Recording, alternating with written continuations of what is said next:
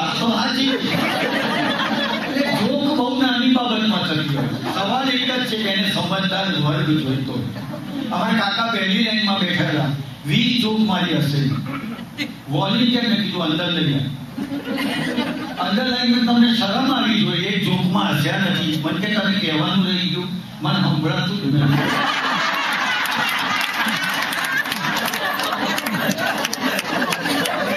મેં કીધું તમને ના સંભળાતું હોય તો કોઈ ડોક્ટર સાહેબને મળો. કાને સાંભળવાનું મશીન આવે છે, તાંતણું હોય, વાયર હોય, બોક્સ હોય, તરત ખબર પડે. મને કે મોઢું બહુ પડે, હું ફોડી લઈશ, તું જા. અઠવાડિયા પછી મને શીશીનું ઢાંકણું વાળી નાખેલું અને ફ્યુઝનો વાયર લઈને દીવાસળીની પેટી ખોલ્યો. મેં કહ્યું શું કર્યું? આ મશીન ઘેર બનાવ્યું. મેં કહ્યું આનાથી ઘેર પડ્યો તો આ જો એ લોકો મોઢેથી બોલે, બધા જ મોઢથી બોલે. બધાને ખબર પડી કે આપણે પતી ગયા. અને ગુજરાતમાં અમે ટ્રેનમાં 4 છોકરા બેઠેલા. મને બહુ વખાણ નથી એટલે મેં કોઈ વિલમ ઉતાર આપી અને કરતા ભાઈ એ ચૂપચાપ એ જાણે ખરે મહેશભાઈ છે, પણ 4 જણા ડિસ્કસ કરતા.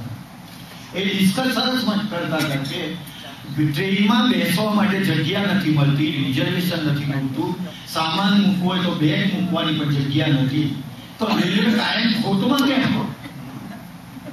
પેલો બેઠો તો એ કે આમાં એવું કશું નથી, ટીસી પૈસા કરી જાય, ચેક કરો ને પૈસા કરી.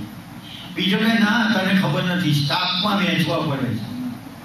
ત્રીજો કે છે ના મિનિસ્ટરો સુધી જાય છે પૈસા. ચોથો કે છે જ્યાં જતા હોય ત્યાં પણ ચેક કરાયો. 4 જણ બીજા ડબ્બા ટિકિટ નહોતી લીધી, ડિસ્કસ કરતા. રેલવે ખોટમાં કેમ?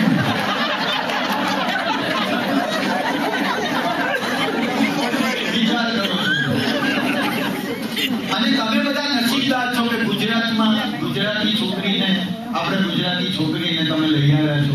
તમે એની સાથે વાતચીત કરી, તમે ઓળખી શક્યા. તમે જે ભણેલા હતા એને તમે લઈ આવ્યા. ગુજરાતમાં જે ભણેલા હતા એને આ લોકો લઈ આવ્યા. હવે રહ્યો ખ્યાલ અમારા ભાગ.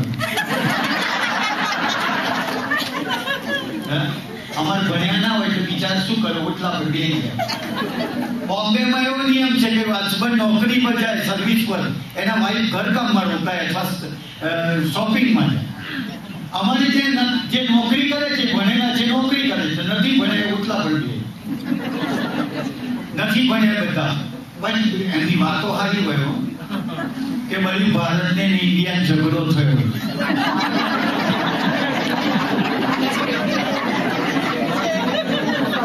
જેના ઓટલે બેઠેલા બેન કે ભલે લડે, હિન્દુસ્તાન વચ્ચે ના આવે.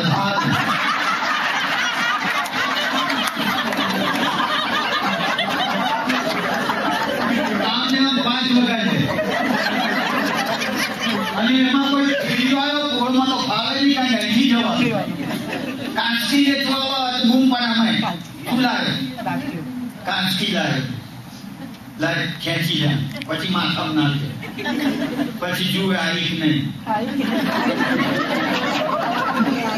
જુઓ આવે તો લે, નહીં તમે દાંતા ખરાબ ચડી અમે હાથથી પકડી જાય, જો આવી